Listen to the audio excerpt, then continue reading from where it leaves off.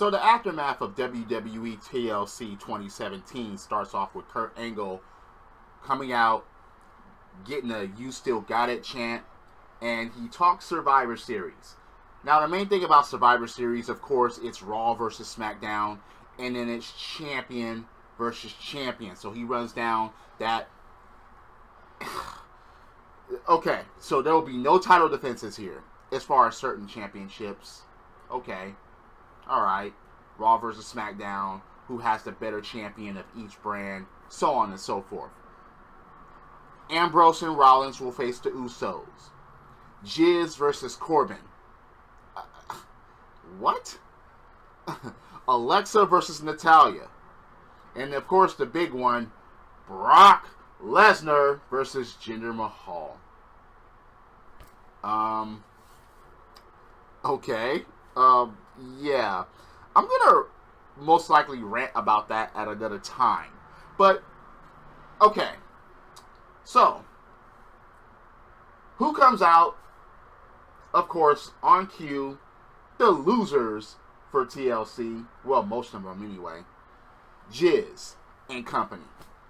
Okay, so the Jiz, Cesaro, Sheamus, and Curtis Axel. Yeah, he wasn't even at pay-per-view. He walks. They all walk out. And of course, Angle's like, you just... No, not Angle. Jiz is like, Angle, you just wanted the spotlight. Ambrose, you kept his word. He said he could face against 2 on 5 or 3 on 5, whatever.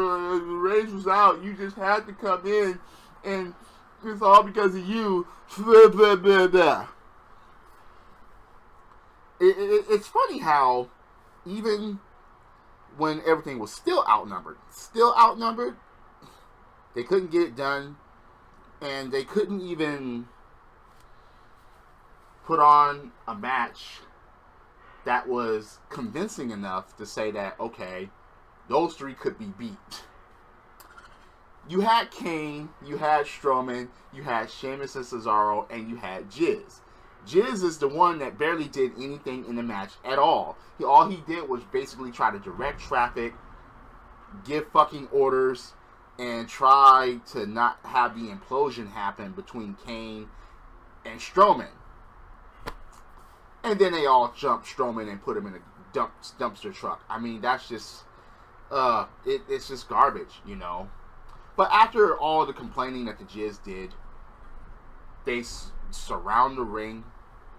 And upon surrounding the ring and wanting to go in against Kurt, Shield music hits.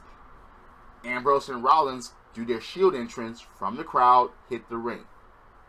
Jiz basically, oh, isn't that cute? Oh yeah, you two get in there. Oh, but haven't you noticed? You're still outnumbered. They were outnumbered at TLC, you fucking cum-drinking idiot. I mean, come on. And you still couldn't get the job done then. So why are you saying that they're still outnumbered?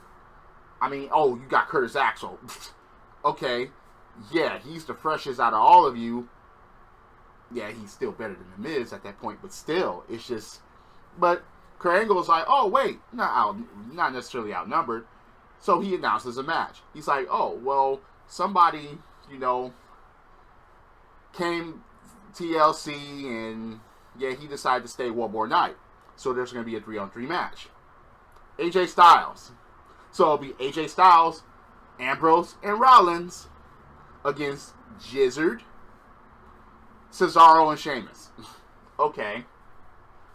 Alright, that's fine. I mean, yeah, never mind the history between Ambrose and Styles. But anyway. In a 6-man tag team match, well, guess what? The faces take the match. Yeah, AJ Styles, Rollins, and Ambrose actually freaking win. And it's like, alright, that's fine. But then after the match, everything goes red. Kane's music hits. Kane comes out.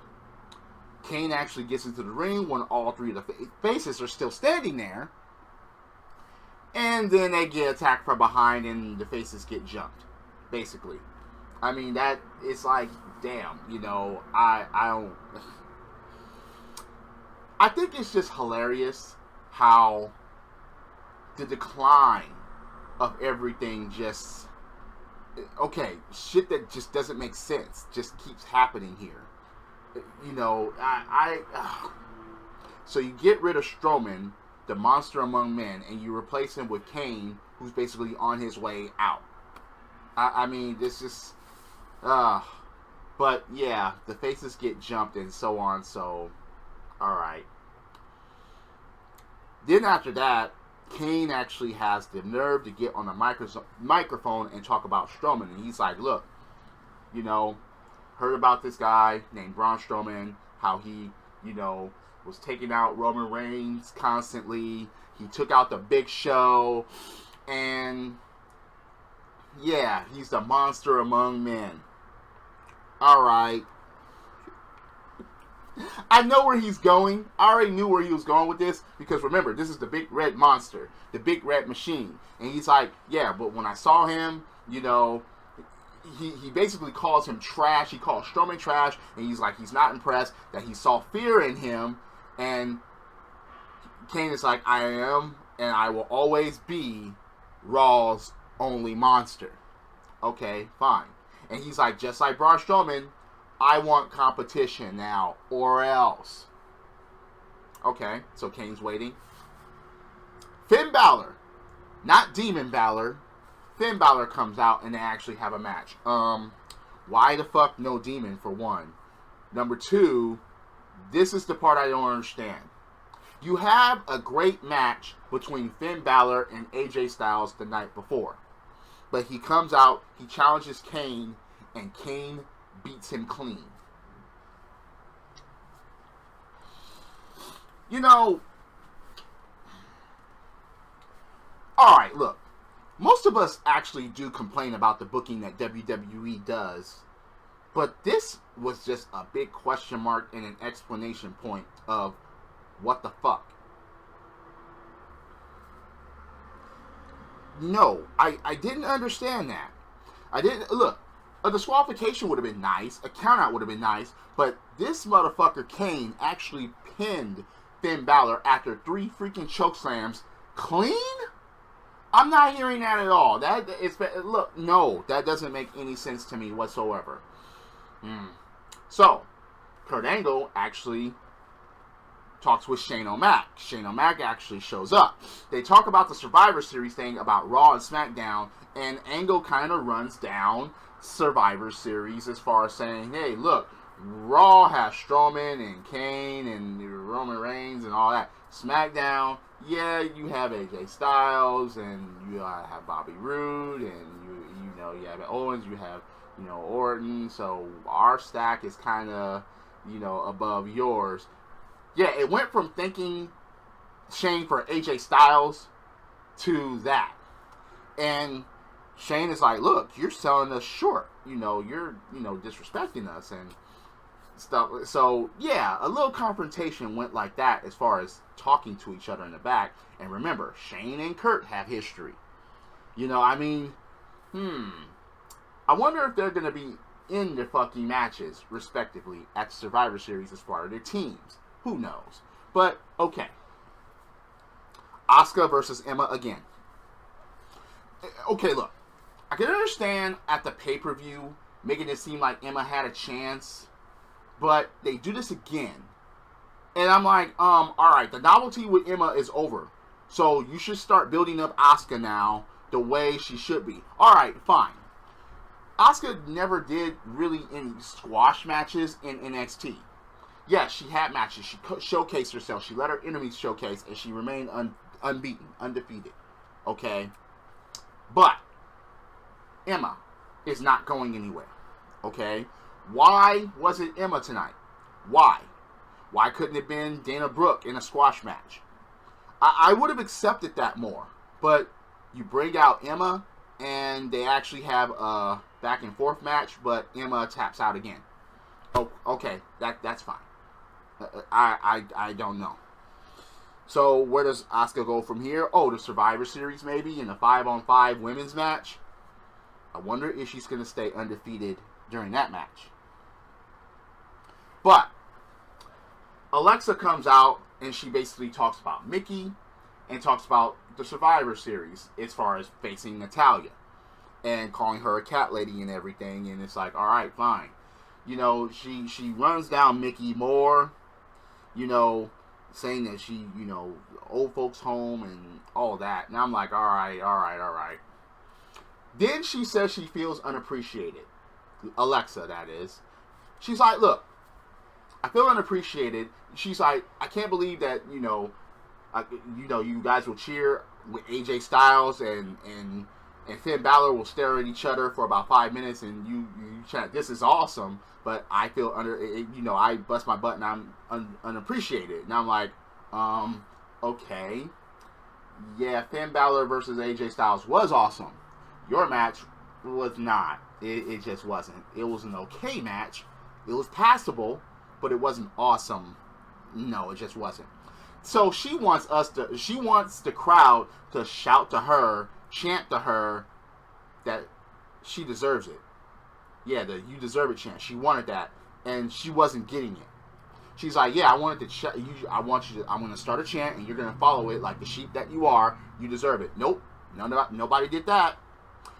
Mickey James comes out, and all she did was she kicks her in the fucking stomach, and she gives her a Mick DDT and grabs the microphone, and she's like, you're right, you do deserve it, and just walks out.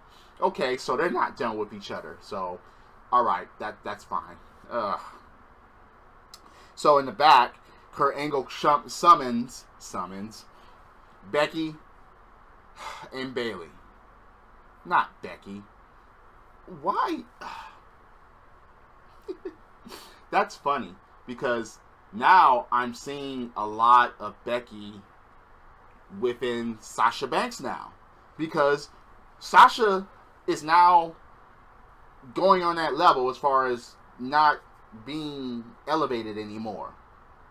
You know, remember Becky was so high and then she came to the main roster and she kept getting beat down, and you know, they're still trying to make us take her seriously. Well, that's Sasha Banks now. I'm sorry. Even though Sasha Banks is a 4-time women's champion, she's never defended it well. So Sasha and Bayley gets called into Kurt Angle's office, and Kurt Angle's like, yeah, one of you should be the captain of the ladies' team, or the women's team. And, oh, God. Alicia Fox, Miss Cray Cray, comes in, and she wants to be the captain. And I'm like, no. And of course, everyone's like, and Kurt's like, look, we settle this in the ring. And Alicia's like, paper, rock, scissors. And I'm like, oh, God, this is not even comedy. So, a triple threat match is set up to determine who's going to be captain of the Survivor Series team.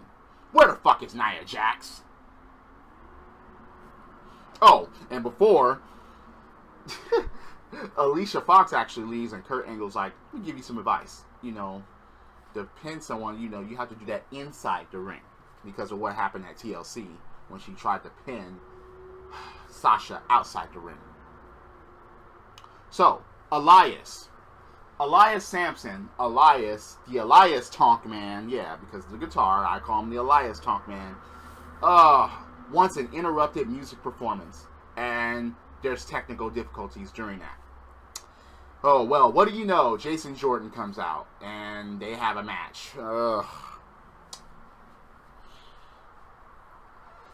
So they have nothing else for these two. It's just sad. Really sad.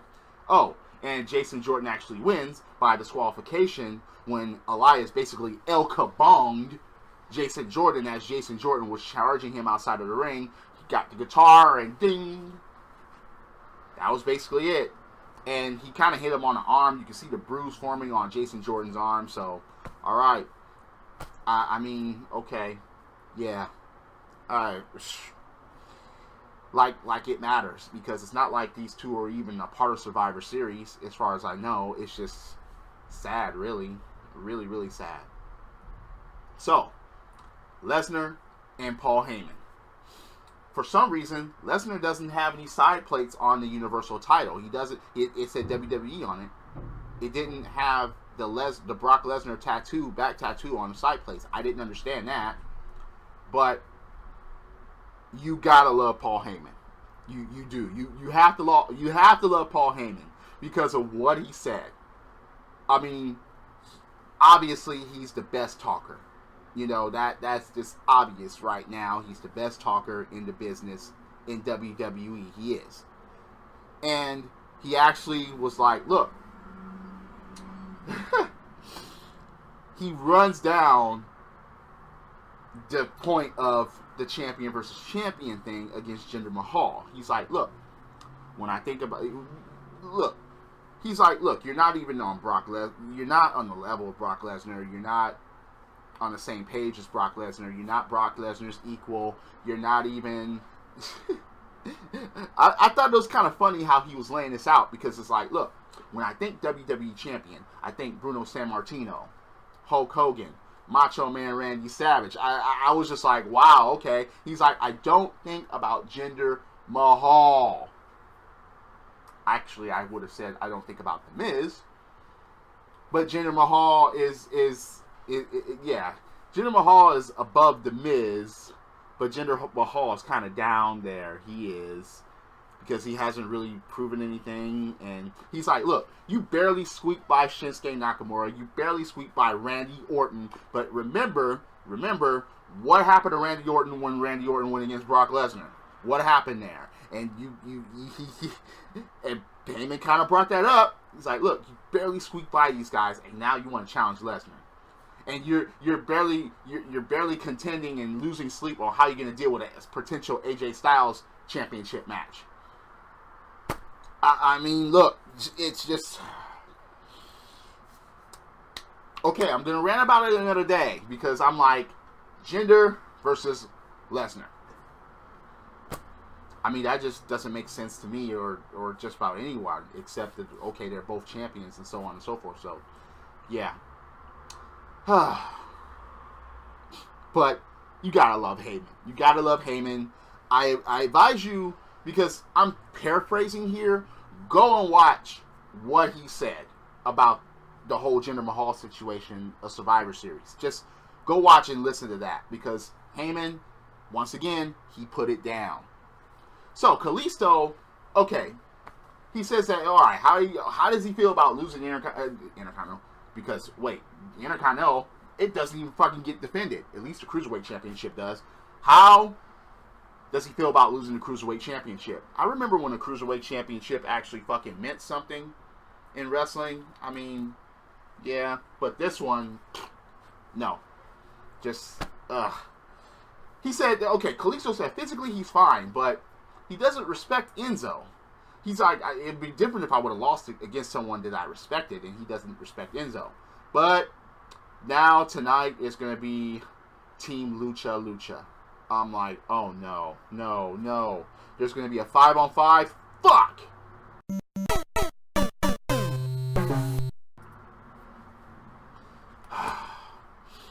But before that, you get a triple threat. Who's going to be captain of the Raw Women's team? Miss Cray Cray actually wins the fucking match.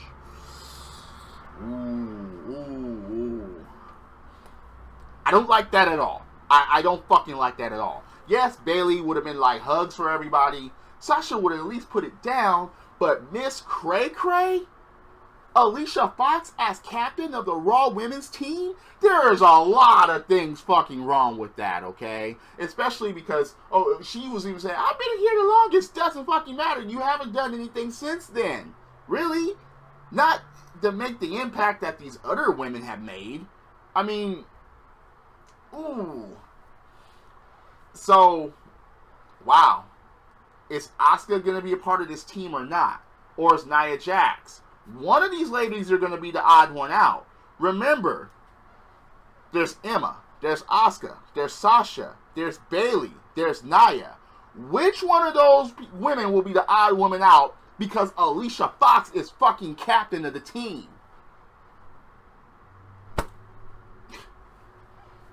Damn it! That doesn't make any sense. So, I'm just going to skip over this because the Zoe train, yeah, Enzo lost his voice, so Drew Gulak was doing his introduction off a fucking script. It was just, okay, and Team Lucha, okay, Team Lucha wins. That's it. So you have 5 faces against 5 heels. Just, oh, God. Cruiserweight. Just, it's an implosion of this division. Again, this meant something. This division meant something. What they have right now isn't shit. That's just garbage, man. So, after that, Kurt Angle comes out and he's going to announce which 5 men are going to be in the Survivor Series 5 versus 5. But he's interrupted by Shane O'Mac's music. Shane O'Mac doesn't come from the ramp. He actually comes from the crowd via Shield entrance. And who's with him? A lot of the SmackDown roster. Uh-oh. So basically, SmackDown invades Raw. Alright.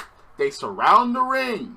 Now, I noticed that who was in this group, and I was like, damn, that's a fucking lot. The people that were missing, as far as I saw, were Sami Zayn, Kevin Owens, Randy Orton, Shinsuke Nakamura, the Usos. That was pretty much it. I mean, most of these motherfuckers put their... Okay, Shelton Benjamin wasn't there. Most of these motherfuckers put their differences aside. Okay, the Ascension wasn't there. Breezango wasn't there. But they don't need to be there. The Bludgeon Brothers, they haven't premiered yet. But, yeah. Okay. They surround the ring, and Shane O'Mac is like, under siege. Go get him. So this roster goes in the back. Okay, Charlotte wasn't there either. And fucking... Alright. They go to the back, and whoever they ran into, they whoop their ass. Titus Worldwide was first. Titus and Apollo, they get their asses whooped. They go in the locker rooms, and they whoop the ass of Elias. They whoop the ass of Jason Jordan. They whoop the ass of Matt Hardy. They whoop the ass of Finn Balor. I was just like, damn, this is ass whooping. I was like, all right, this show is ending on a high note, but there was no Kane. Kane didn't get his ass whooped. He didn't get his ass jumped. Okay, so we know who's going to be on their team now. No Cesaro, no Sheamus, and no coward Jizz. Jizz wasn't there. You see? Again, garbage. Why the fuck weren't they there in order to get their asses whooped? Even Curtis Axel was there to get his ass whooped, so no Jizz. Why? Doesn't make any sense to me. But even certain ladies got their ass whooped. Alicia got her ass whooped. Bayley got her ass whooped. Sasha Banks got her ass whooped. I was just like, oh, because Natalya showed up. Becky Lynch showed up. I was just like, this is interesting. And it was a 4-on-4 women. Shit, Tamina showed up. I was just like, oh, okay, yeah. Beat their ass. The last 2 members to get their asses whooped were Ambrose and Rollins, who tried to jump them. And it's funny how the New Day was leading the charge, pretty much. The New Day was leading the charge, but you even saw Zack Ryder. You even saw Mojo Rawley. I can't even stand that fucker. Even Baron fucking Corbin was there. The United States champion was most likely looking for the one that fucking won't defend this and want to whoop that ass, but this fucking pussy wasn't there. So, after that, they actually, drag Kurt Angle to watch the Shield members get their asses whooped and actually drag him to the fucking ring. And that was it, pretty much. And then SmackDown, they left the way they came. I was just like, okay, that's kind of funny. Alright, and they end the show like that. Shots fired. And it's always SmackDown to fire the first shots because, of course, Raw takes place first. But they end the show like that, alright, fine. Under Siege with ass whooping, with most of your lower tier roster getting their asses whooped. Okay, fine. That fun.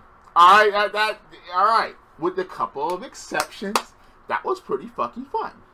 Bobby Roode was there. Dolph Ziggler was there. It was just like, yeah, whoop their ass. Make your point. Rusev was there. They were united at that moment. And I was just like, okay. Even Baron fucking Corbin, the lone wolf? Are you kidding me? He was there. So I was just like, interesting. That was interesting as fuck to see those people just showed up, put their differences aside, and wanted to whoop Raw's ass. Fine. Fun. Oh, wait. Raw didn't see this coming? It's gonna be red versus blue. Haven't you paid attention to fucking history on invasions and shit like that? You didn't see this coming? What the fuck you mean you didn't see this coming?